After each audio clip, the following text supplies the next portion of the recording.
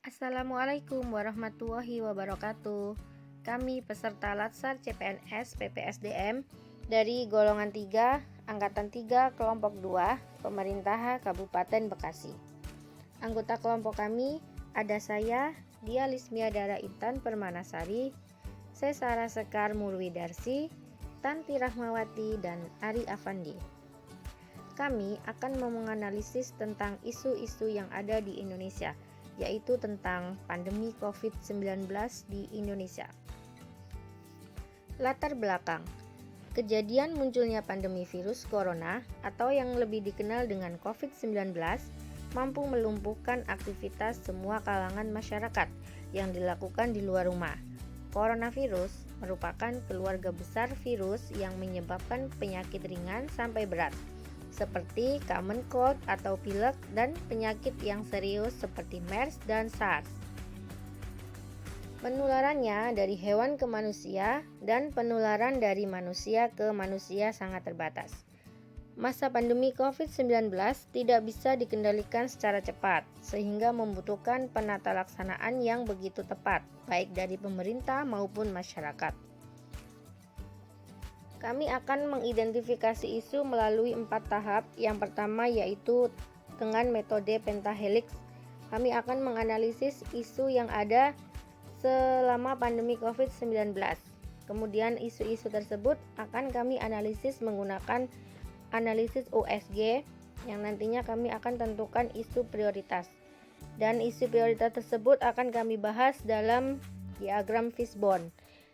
Lalu kami akan tentukan menggunakan analisis SWOT untuk menentukan alternatif pemecahan masalah dari isu tersebut.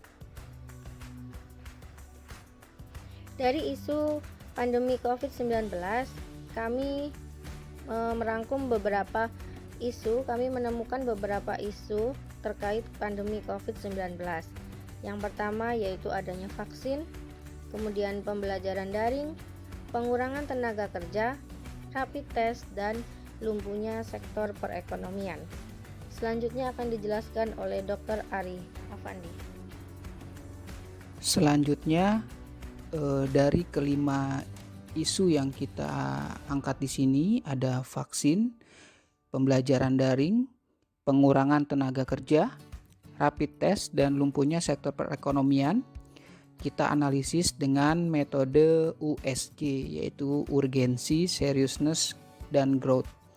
Dengan tiap isu ini kita nilai dari 1 sampai 5. Dari kelima isu ini kita dapatkan dari hasil tabel analisis USG ini adalah peringkat tertinggi adalah lumpuhnya sektor perekonomian, yang kita bisa lihat di sini dia skornya 15. Oke, selanjutnya kita masuk ke metode fishbone. Metode ini mempermudah untuk mencari penyebab dari suatu masalah. Dan yang akan kita bahas adalah penyebab dari masalah lemahnya perekonomian akibat pandemi COVID-19. Dari segi kita ketahui bahwa kebutuhan masyarakat meningkat, sedangkan pendapatan menurun. Kemudian terjadi banyaknya PHK karena banyaknya pekerja yang menjadi klaster COVID-19. Dari segi mesin yaitu perlu rapid antigen untuk masuk ke daerah tertentu, sehingga pengiriman barang terhambat karena harus menggunakan masker. Dari segi material, permintaan semakin tinggi, harga barang melonjak, dan barang susah dicari. Kemudian dari segi metode, kebutuhan bahan pokok menjadi langka, sehingga harga barang menjadi naik. Kemudian banyaknya usaha yang bangkrut dan banyaknya penimbunan barang. Setelah kami menemukan akar dari masalah tersebut melalui fishbone, kami menuangkannya dalam bentuk SWOT yang kami tuangkan dalam bentuk tabel rekomendasi alternatif penyelesaian isu sebagai berikut. Isu yang kami angkat adalah lumpuhnya sektor perekonomian. Adapun penyebabnya yaitu daya beli masyarakat yang menurun karena harga kebutuhan yang meningkat. Alternatif yang pertama yaitu memberikan pelatihan bagi pelaku UMKM. Tahapan alternatifnya, yang pertama, mendata UMKM yang terdampak pandemi. Yang kedua, memberikan pelatihan usaha kecil yang dapat dilakukan pada saat pandemi COVID, seperti menjahit masker, menjahit APD, dan menjual alat perlindungan diri yang lain, seperti face shield dan sebagainya. Dan yang ketiga, yaitu memberikan pelatihan tentang cara pemasaran produk UMKM secara online.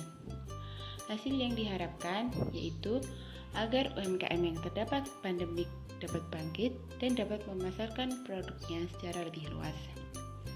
Alternatif yang kedua yaitu membuat usaha kreatif. Tahapan alternatifnya yang pertama, mencari peluang usaha yang dibutuhkan pada saat ini. Yang kedua, mengumpulkan sumber daya manusia yang ada. Yang ketiga, memanfaatkan sumber daya yang ada di sekitar lingkungan.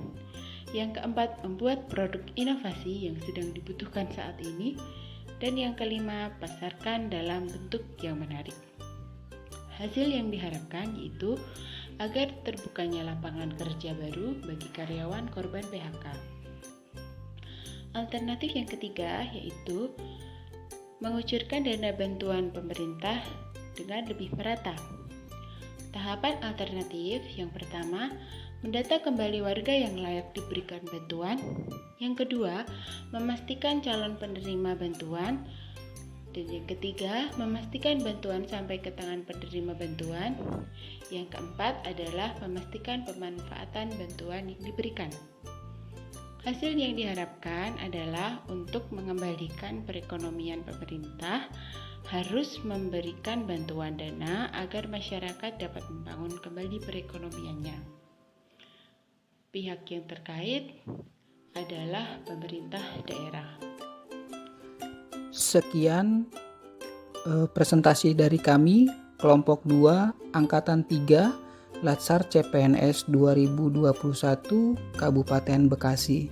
Terima kasih. Assalamualaikum warahmatullahi wabarakatuh.